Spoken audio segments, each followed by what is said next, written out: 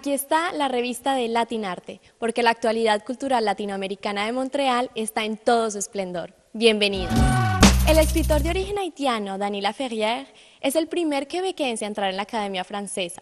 A los 60 años, Dany Laferrière es el miembro más joven del selecto grupo. Semanas antes de convertirse en un inmortal, como se les llama a los de la Academia Francesa, Dany Laferrière encontró la Cámara de Latinarte en el Salón del Libro de Montréal y nos habló sobre la literatura haitiana. Beaucoup d'écrivains haïtiens habitent Montréal et ont occupé des fonctions importantes même. Stanley Payan fut président de l'Union des écrivains, de l'UNECRE, et aussi Joël Desrosiers, vice-président.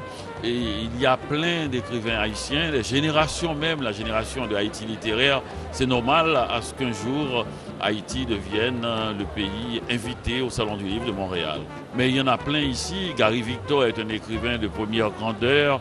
Lionel Trouillot, qui n'est pas venu, il a été pris ailleurs, est un écrivain important aussi. Yannick Laens, Kathleen Mars, Laënnec Urbon, James Noël, Emily Prophète, enfin, on n'a qu'à les nommer parce que Haïti est une terre où les poètes et les romanciers poussent plus vite que les arbres. Ça fait des années qu'Haïti frappe à la porte, mais on était un peu bloqué avec cette idée de pays aux 32 coups d'État militaires, pays le plus pauvre de l'Amérique, enfin, les images grimaçantes qu'on connaît à propos d'Haïti.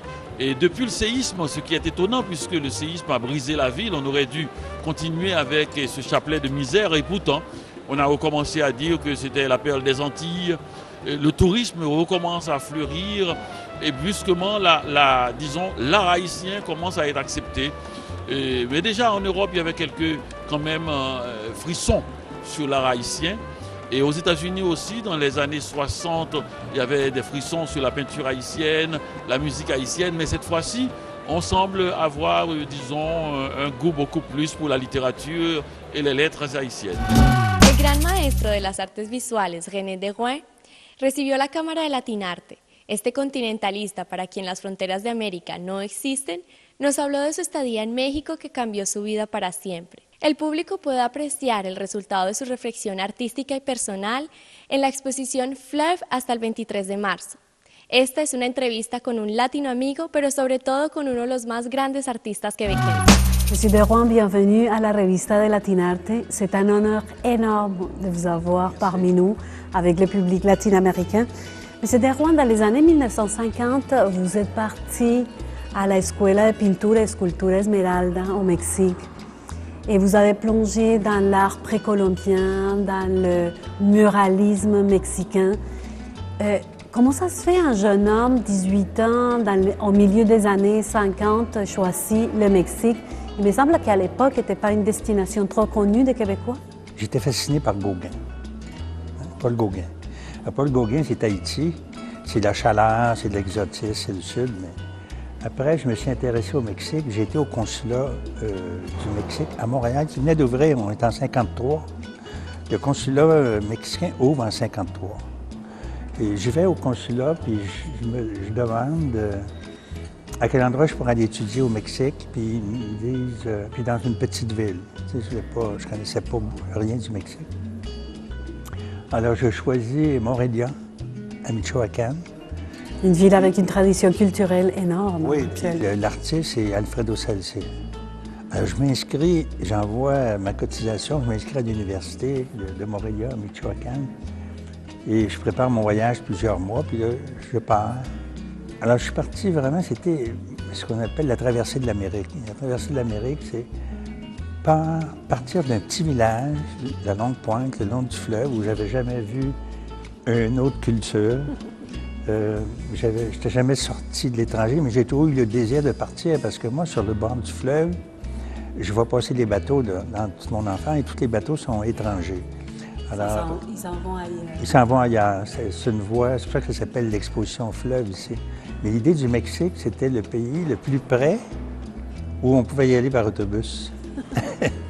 Tout un mouvement migratoire. Oui, c'est un mouvement migratoire un peu comme des oiseaux. J'apprendrai après que mon intuition était peut-être organique au territoire. Je suivais la voie des papillons, la voie des oiseaux et la direction de l'eau. Alors, et plus tard, je découvrirai que moi, j'aurais eu une perception du territoire qui serait très amérindien. Parce que le territoire de l'Amérique, moi, je me suis toujours dit continentaliste, c'est une façon de voir le territoire sans frontières entre le Canada, c'est une création politique. Le Mexique, les frontières actuelles, c'est des frontières politiques. Les États-Unis, mais c'est une création qui vient de la colonisation. Mais pour moi, l'Amérique, c'est... Quand je traverse les États-Unis, je suis chez moi. Et quand j'arrive au Mexique, je découvre que je suis chez moi. Où j'ai été fasciné, c'est quand j'ai traversé la frontière du Mexique. Mais enfin, une vie tellement dépouillée avec des petites maisons adobées, de terre adobée, mais une vie extérieure. Et là, je vais de village de ville en ville, et là, je découvre que la vie est à l'extérieur. La musique est à l'extérieur, les marchés, on n'a rien de ça ici. Là. Tout se passe à l'extérieur. Tout se passe à l'extérieur. Nous, on est enfermés. On n'a pas de café-terrasse à Montréal en 55. On n'a presque pas de vie extérieure. Et j'arrive à Mexico, puis là, le Mexico, c'est le choc parce que Mexico en 55, c'est pas une grande ville, c'est de 3-4 millions d'habitants. Ça l'arrête au parc Chapultepec, mais c'est une ville internationale. Une grande ville en émergence, avec des gratte-ciels. Il y a beaucoup de monde, il y a beaucoup de réfugiés à Mexico. Le début du grand campus de l'Université de Mexico, j'étais étudiant là. J'ai étudié le dessin et l'aquarelle. Mexico a eu une époque internationale incroyable et le mouvement muraliste avait donné une dimension, une identité très forte. Ça, c'est une découverte majeure. Mais l'autre découverte, c'est de découvrir que j'ai des ancêtres avant l'histoire de la colonisation. Ça m'a marqué. Quand j'arrive au Mexique puis je découvre les pyramides, l'histoire Olmec, ou l'histoire Zapotèque ou Toltèque, je suis fasciné par ça. Je me disais, il y a des milliers d'années d'histoire avant l'histoire de l'arrivée des Espagnols, avant l'arrivée des Français et des Anglais. Et moi, j'y prends comme mes ancêtres. C'est très curieux. J'ai dit ça souvent aux gens, ils me disent, c'est pas tes ancêtres? Oui, c'est mes ancêtres. Parce qu'Octavio Paz avait dit, l'histoire préhispanique, c'est l'histoire de l'humanité. Vous pouvez vous l'approprier. C'est pas nécessaire d'être mexicain. El DAM, Diversidad Artística de Montreal, hizo el lanzamiento de la revista TIC Art Talk. Esta publicación merece ser degustada con tiempo y merita de toda nuestra atención. Jérôme Pruneau, director de la organización, nos habla de este momento importante para el DAM y en general para la comunidad artística de Montréal. Et l'idée, si tu veux, c'était vraiment de donner un espace d'expression à DAM. On a une mission politique, de s'assurer de la présence des artistes de la diversité sur la place montréalaise, sur la scène locale artistique. Et donc je trouvais que c'est important de pouvoir à la fois promouvoir des artistes à travers la revue, mais aussi dire des choses, donc pouvoir exprimer des choses politiquement parlant. L'objectif principal étant d'un peu déranger, bouger les lignes, casser les préjugés aussi beaucoup, et pouvoir exprimer tout un ensemble d'opinions par rapport à la diversité, aux artistes de la diversité, à ce qu'ils sont, ce qu'ils font aujourd'hui sur la place montréalaise, quoi. Donc voilà, l'initiative est née comme ça.